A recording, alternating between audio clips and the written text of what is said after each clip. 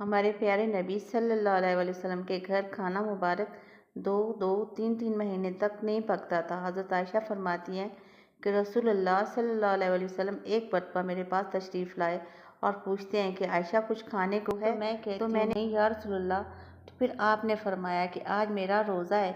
हज़रत अनस बिन रज़ी अल्लाह तआला अन्हा ने फरमाया, एक मरतबा हज़रत फ़ातिमा ज़हरा नबी करीम सल्लल्लाहु अलैहि वसल्लम की खिदमत में हाजिर हुई, एक रोटी का टुकड़ा लेकर आईं। आप सल्लल्लाहु अलैहि वसल्लम ने पूछा कि तुम्हें ये टुकड़ा कहाँ से मिला? तो बताया कि मैं एक रोटी लगाई थी, मेरे दिल को ये गवारा ना हुआ कि मैं इसे अकेले खाऊं, ये टुकड़ा मैं आपके हिस्से का लेकर आई हूँ। तो नबी करीम सल्लल्लाहु अलैहि वसल्लम ने फरमाया कि यकीन करो बेटी, तुम्हारे बाप के मुँह में 3 दिन तक कोई लुक़मा नहीं गया, ये पहली रोटी का लुक़मा है जो मैं 3 दिन के बाद खा रहा हूँ। हज़रत आयशा फरमाती हैं कि आले रसूल ने किसी भी दिन 2 वक्त खाना नहीं खाया, उसमें एक दिन खजूरें होती थीं और एक दिन पानी।